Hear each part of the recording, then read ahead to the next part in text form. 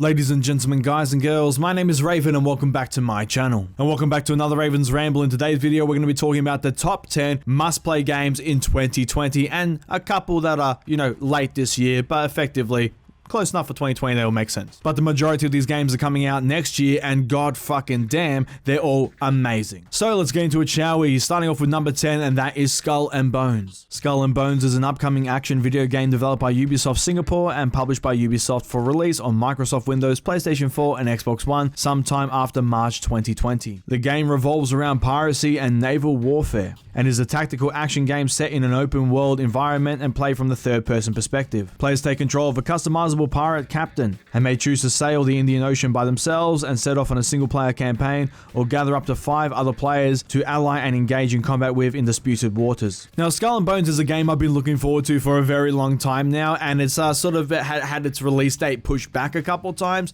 and now they're looking to release this thing in 2020. And overall, the game looks absolutely amazing. You basically get to get your own ship, you get to customize your ship however you want, so you can buy different steering wheels for it, you can buy different, hulls for it, those big things that stick on the front that you ram stuff with, you can buy different versions of that, and you basically just get to sail around in either single player or multiplayer. Overall, I really like the premise of Skull and Bones, and I'm hoping we get to see some actual, people versing each other gameplay. We have seen some gameplay of them taking on a bunch of other ships and stuff, but I want to see the multiplayer aspect of it. We got to see, a bit of a co-op PvE type situation, but I want to see how much control we have once we're out in the open world to truly just go around and fuck each other up. But this is one that I'm heavily looking forward to, and I cannot wait to get my hands on it. Next, coming in at number 9 is Dying Light 2. Dying Light 2 is an upcoming survival horror action role-playing game developed by Techland and published by Techland Publishing. The game will be released for Microsoft Windows, PlayStation 4, and Xbox One in early 2020, and is a sequel to 2015's Dying Light. Now, Dying Light 2 is actually something I'm kind of looking forward to. Now, I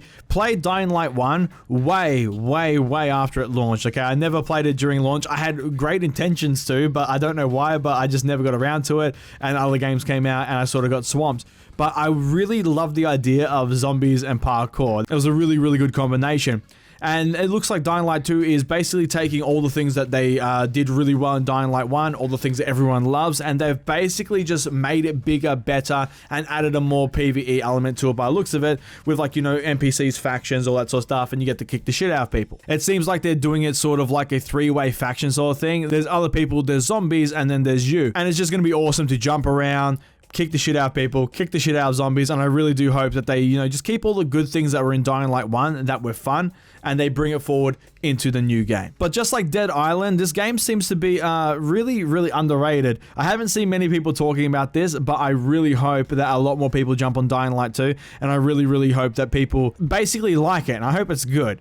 But yeah, it seems like it's going to be fun. Coming up next at number 8 is Doom Eternal. Doom Eternal is an upcoming first-person shooter video game developed by id Software and published by Bethesda Softworks. The game is set to be released on November 22nd, 2019 for Google Stadia, Microsoft Windows, Nintendo Switch, PlayStation 4, and Xbox One. It is the 5th main title in the Doom series and a direct sequel to 2016's Doom. Players once again take up the role of the Doom Slayer, an ancient warrior who battles the demonic forces of hell. From a first-person shooter perspective, the game continues its predecessor's emphasis on push-forward combat, encouraging the player to aggressively engage enemies in order to acquire health and ammo. Now, do I even need to say anything for Doom Eternal? It's like, okay, first of all, it's Doom, so you already know it's going to be an absolute glorious clusterfuck mess. And it looks like this time they're going more into the, heaven's joining the whole thing. There's, hell, of course. We're kicking the shit out of a bunch of demons, but heaven's getting involved. And it just seems like that they're opening it up way more. There's going to be way more different settings. It's going to be really cool with different types of enemies, with new armor, new weapons. There's, the hook shot thing now.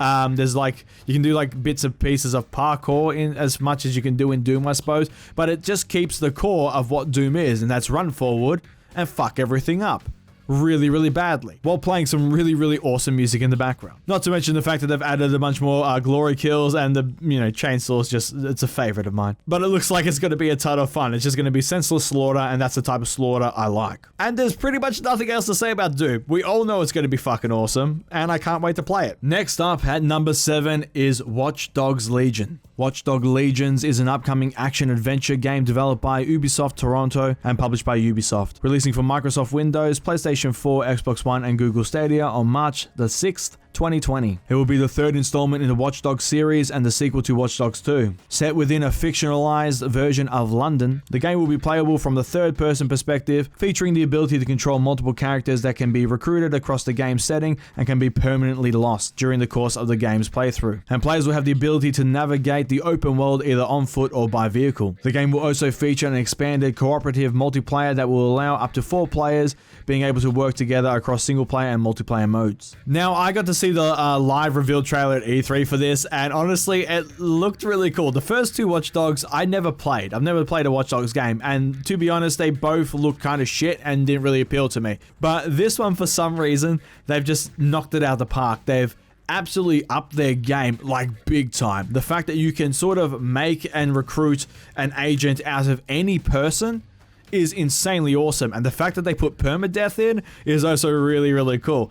So if you fuck up during a mission or something and your guy or girl or whatever dies, yeah, they're gone. And I love the fact that in the trailer for E3, they had it that the guy that they're playing as, he dies, and then the other characters, they realize he's died, and they, you know, banter back and forth. Oh, I hate that guy, he was a dick, da da da da da. And it's really, really awesome. But let's be realistic here. Everyone's gonna play the grandmas. You have to play the Golden Girls. You have to play the grandmas. That was the best thing I've ever seen in my fucking life. How she's just like, you know, hobbling along, and then this is the guy, so just like taps him on the shoulder, he turns around, blows his face off. It was so fucking good. The game looks really, really fun, and I can't wait to just try it. Like I said, it's going to be my first Watch Dogs game, but I'm heavily looking forward to it because, yeah, I want to shoot people as a grandma, and I don't give a shit that I'm walking that slow. I'm walking with purpose, and the purpose is to kill. But up next is number 6, and that is Vampire Masquerade Bloodlines 2. Vampire the Masquerade's Bloodlines 2 is an upcoming game developed by Hard Suit Labs and published by Paradox Interactive. Set in White Wolf's Publishing's world of darkness, the game is based on White Wolf's tabletop role-playing game Vampire the Masquerade, and is a sequel to the 2004 video game Vampire the Masquerade Bloodlines. The game's story follows a human in 21st century Seattle who is killed and subsequently revived as a fledgling thin-blood vampire with relatively weak vampiric abilities. Bloodlines 2 is mainly played in the first-person perspective, alternating to third-person for contextual activities. The player assigns their character one of 3 thin-blood disciplines before later joining one of 5 full-blood clans. The game is planned to release in March 2020 for Microsoft Windows, PlayStation 4, and Xbox One. God damn, that is a mouthful, but this game looks really cool. Now, anyone who's watched my channel for even a little bit knows that I fucking absolutely love vampires. If I could pick one, like, you know, thing, werewolves, you know, ghosts, vampires, it'd be vampire straight away. Boom, I'm a vampire. All day, every day. And this game looks really, really cool. This is another one where I never played the original. I know some people will probably like shoot me for that, but I've never played the original one. But this one here, it just looks so goddamn interesting. It has this entire thing about it where you get the entire role-playing intrigue side with dialogue options, and your choices actually matter. You're trying to vie to basically make yourself something after you get turned into a vampire. You're a thin blood, which I'm assuming is just a, you know, newbie vampire, shit vampire. And then from there, you want to try and get into one of the big 5 clans. It reminds me of Blade so goddamn much because you have, like, you know, the council of vampires and everything from all the different families. And it just seems like it's going to be a ton of fun, both from an RPG perspective, and also the combat doesn't look like that bad. It looks pretty good. The shooting, I'm not a big fan of, just because, you know, it's a vampire game. I want to be using vampire powers, like, you know, throwing bats at people, you're running up, biting people, ripping their necks out, snapping necks, cashing checks, all that sort of stuff. So I really do hope that you can go through the whole game without using, you know, guns much. That would be awesome.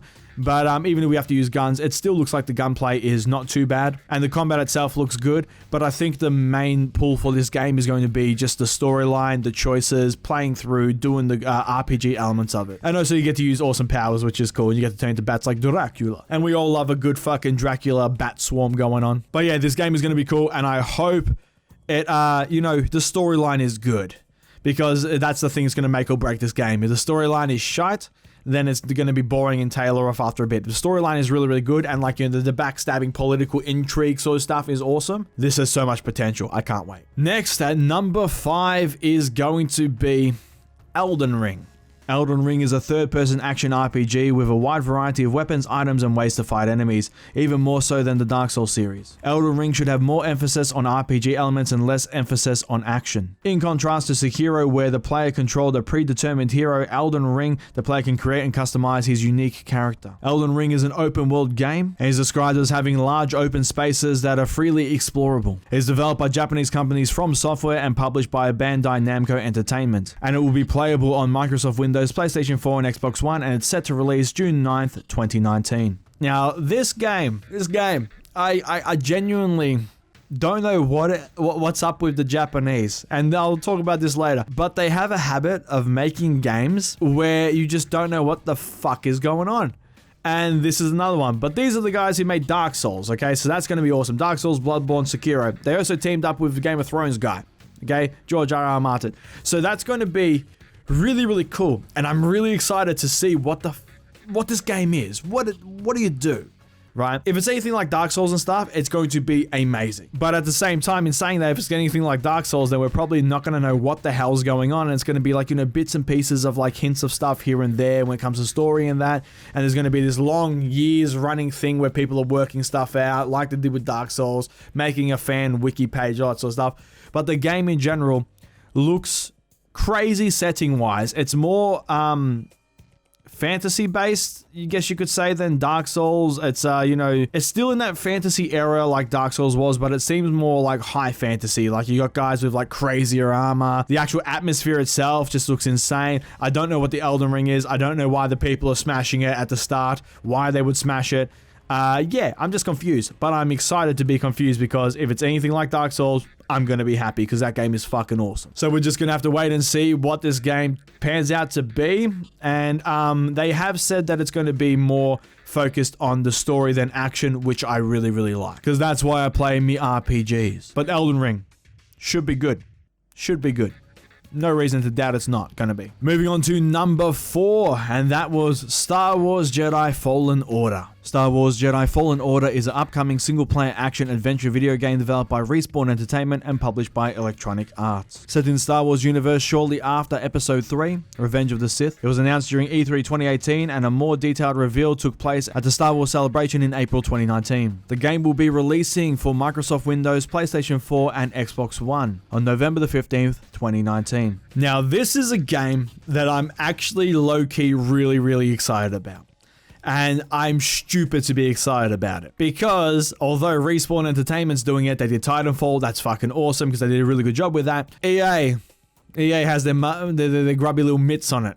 And anything EA touches is basically a complete pile of shit lately. It looks gorgeous, but it's a pile of shit for a reason, because they're greedy bastards. And the thing is that they've already scrapped 2 studios who were making Star Wars games like this because they couldn't monetize them and all that bullshit, right? We need to make it a games as a service, all that crap, right? Basically everything that we hate in the gaming industry when it comes to the overuse of microtransactions, overuse of DLC, all that sort of shit. EA is the king of that, and they're fucking just shitlords. So I'm very skeptical with any game that they put out. But my love for Star Wars is kind of kicking in here, and I cannot help but be excited because the game looks really, really good. Okay, there's Palpatine, do it, in there as well, which is going to be awesome, right? He's the execute order 66, do it. The combat looks so good as well. It's just the type of thing where I'm trying to like stop myself from hyping myself up too much because I know for a fact that they're probably going to fuck it. But I have so much hope because it just looks so goddamn good. The graphics are amazing, the gameplay looks cool, the combat looks really, really good. It's like maybe the first time we're gonna get like Jedi lightsaber combat, and it's actually gonna be like up to date and awesome. And the storyline itself is actually a nice touch. So it's set after, shit went down, the Jedi and everything got wiped out, and it's everyone's sort of keeping their head down, the Empire's taken over everything. And it looks like it's going to take on from there, and it's all, going to be canon and stuff. So I'm interested to see where they go with it story-wise, because I always want to know what would happen, like, after that whole thing. Just on the ground level to all the citizens, the Jedi that are left, so on and so forth. And it looks like we're going to get to see a piece of that. Overall, really, really excited. Probably shouldn't be, but I am. And I'm hoping to God EA doesn't, they just don't touch it, okay? They just go, here's some money, Respawn, there you go. We're just going to stand back here and not do anything. Respawn's going to do an amazing job. The game's going to be awesome, and I'm going to be happy. But knowing EA, we'll have to see what they do. Because they can't just let us have fun. They have to put their grubby little mitts on everything. Half excited, half trying to stop myself from being excited. But the game does look really good so far. And now we get into the big three. The three that I am most hyped about. And I am most hyped about these games because they have the greatest potential to be really, really, really cool. Two of them are going to be a no-brainer. The third one, though, is going to be one that people might not expect. And we're going to start with that one. So in at number 3 is Ghostwire Tokyo. Ghostwire Tokyo is a Japanese video game set in the survival horror, action, and mystery genres. It is developed by the company Tango Gameworks, and the video game is the latest installment directed by Shinji Mikami, creator of the 1996 video game Resident Evil and the 2014 video game The Evil Within. It is set to release August 25th, 2020, and is available on the PlayStation 4, Microsoft Windows, and Xbox One. Now, the first thing I have to say about this game is, holy shit, those graphics. Graphics are getting really good. Like, I was not expecting it. I was expecting something okay, but Jesus Christ, like, shit looks realistic as all hell in this. I am so freaking impressed. Just their movements, just the way people are walking, doing stuff, the environment, it just looks gorgeous. And then we get into what's actually happening. Now, people are disappearing, and I just have to say it again. What the hell is up with the Japanese? And their games just being random as all fuck. Like, when it comes to any Western game, it's like, you're a guy, there's the enemy, you have to shoot him. You're a guy, you have a sword, there's the enemy, kill him, right? It's very straightforward. And then you have these Japanese games. You have the Dark Souls ones, you have this one, you have Elden Ring, you have freaking Death Stranding. What is going on? Like, I'm watching it, and it's really, really cool. And I'm so fucking excited to see what this game actually is. I love, the Japanese like horror stuff, how like, you know, the chick comes out of the bush and she's all creepy. There's a whole bunch of stuff going on. There's a bunch of dudes turning people like Thanos into nothing. It's just there's a lot of crazy shit going on. I love the look of it all. The graphics are insanely amazing.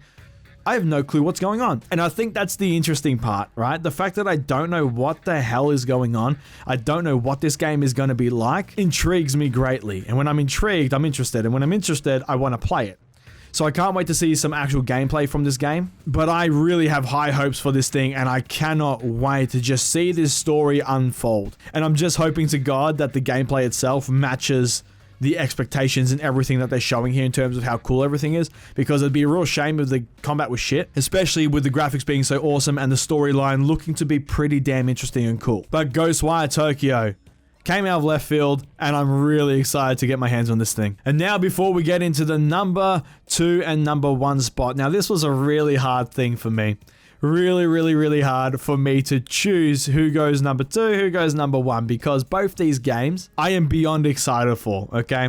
Now, it all came down to nostalgia for me on why I put number 1 where number 1 is. So, let's kick it off with number 2, and that is Cyberpunk 2077. Cyberpunk 2077 is an upcoming role-playing video game developed and published by CD Projekt Red, releasing for Microsoft Windows, PlayStation 4, and Xbox One on the 16th of April 2020. It is adapted from the 1988 tabletop game Cyberpunk 2020, and it is set 57 years later in dystopian Night City, California. It is an open-world game with 6 distinct regions, and you play in a first-person perspective. Players assume the role of a customizable character, Mercenary V, who can reach prominence in 3 character classes by applying experience points to stat upgrades. V also has an arsenal of ranged weapons and options for melee combat. Now, I think every person on the planet by now knows what Cyberpunk 2077 is. They know what to expect.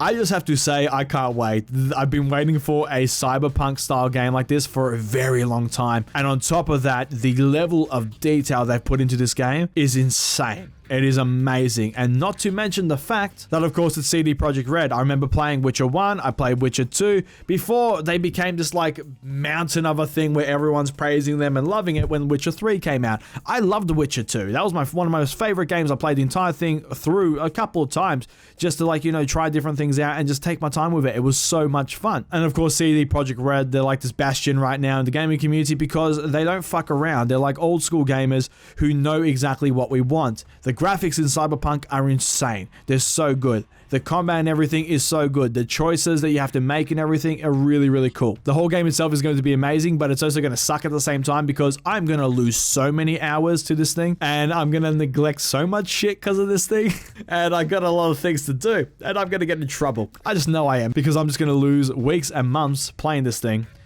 And yeah, I'm looking forward to it. And also, of course, I have to mention they put Keanu Reeves in it, and Keanu Reeves is awesome. Everyone's losing their shit about that. I'm just like, I love Keanu Reeves, so it's gonna be good. Matrix, one of my most favorite movies ever, and of course John Wick movies, whew, so good. So I really do want to see what they do with him in terms of the storyline and everything.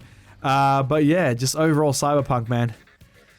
It's going to be so goddamn good. But with that said, we move into number 1, and that is going to be Halo Infinite. Halo Infinite is an upcoming first-person shooter game developed by 343 Industries and published by Xbox Game Studios for Microsoft Windows, Xbox One, and the upcoming Project Scarlet. The game is scheduled to release in 2020 and is the 6th main entrance in the Halo series. It continues the story of Master Chief as the 3rd chapter of the Reclaimer saga following Halo 5 Guardians. Halo Infinite will focus on the Master Chief by doubling down on him. It will also be telling a much more human story than its predecessor, Halo 5 Guardians. The E3 2018 trailer indicated that the story will be set on a Halo ring, with Chief getting his new armor heavily resembling his older Melnir Mark V armor variant from Halo Legends and Halo 4 Forward Unto Dawn. Now, Halo has a very, very, very close place in my heart. I remember buying the Xbox with my uncle and my brother, the original one, and it was just cool. We saw Halo there. I was in EB Games. I was sitting there. I was looking at it. I'm like, oh, Combat Evolved. This looks really cool. I'm like, my brother, I'm like, look, this fucking dude in a suit. And then he's like, oh, this is going to be great, right? We got home and we didn't go to school for like 5 days. It was just playing that till we got in trouble. My uncle was there too, by the way. He's just like, fuck school. Like, we're playing this now, right? Because it was just that goddamn good. It was like nothing I'd ever played before, and it made me instantly an Xbox fanboy. Since then, even though Xbox lately has been shit in terms of what they've been doing with exclusives and that, PS4 hands down has kicked the shit out of Microsoft this year. I can't help but still be an Xbox fanboy purely because of this game. Between Halo and Fable, god damn, that's my shit. But the fact that this is going to be a launch title for the Xbox Scarlet, oh my god, that's going to sell a lot. I'm honestly probably just going to buy an Xbox Scarlet just for this. But the fact that it's going to be on PC as well is going to be really, really cool. I'm torn. I really am, but like, either way, I'm playing some fucking Halo. And the thing that's really shitting me is the fact that the last 2 Halos, like after 3, they were shit, right? And I think they've realized that they fucking shat the bed there, because they're going back to their roots here. Just little details like the original shields, like when you first started Halo 1 and then there's like, you know, look left, look right, that sort of stuff, but the guy sitting there in front of you, he's like, woo, right? The fact that they got the visor there, Cortana, oh, it's gonna be good. It's actually going to be really good. I cannot wait to get my hands on this game. I'm just so excited because I love Halo. Like I said, it has a special place in my heart and I cannot wait to get my hands on it, and I cannot wait to play this game. But that's why it takes number 1. Mainly nostalgia, and also because, let's be honest, it's going to be a good game. They can't fuck it. They know where they went wrong and they're going to do better. They better do better. But that, ladies and gentlemen, is the list. That is everything. And those are pretty much the games that you have to play in 2020. Every single one of them is going to be awesome. Every single one of them is just going to knock it out of the park. And with a lot of other games coming out, these are the ones to keep an eye out for. And now you know when they're releasing. 2020 is going to be a really, really good year for gaming. And with loot boxes about to die, hopefully, it's going to be even better. But that is the end of the video, guys, so thank you so much for watching. If you liked the video, please give it a thumbs up, leave a comment down below, and let me know your thoughts. I love reading and replying to all your comments down below. And feel free to check out my Discord and Twitter. There is a link down below in the description box for both of those as well. The Discord is a great way for me to talk to you guys outside the YouTube comments section. And of course, the Twitter is a great way for you guys to get a notification whenever a video is being uploaded, because YouTube is a bit weird sometimes. And if you like this video and you like what I'm doing here on the channel and you want to support the channel further, feel free to check out my Patreon. There'll be a link down below in the description box, and a link will pop up at the end of the video. And if you choose to donate, it is greatly appreciated. And a big shout out to my current patrons whose names you've been seeing in the background. Just wanted to say thank you for your support. It really does mean a lot. And please share this video around, it does help me out a fuck ton. And if you want to see more videos from me, please hit the subscribe button. I shall see you all in the next video. Have a good one, guys.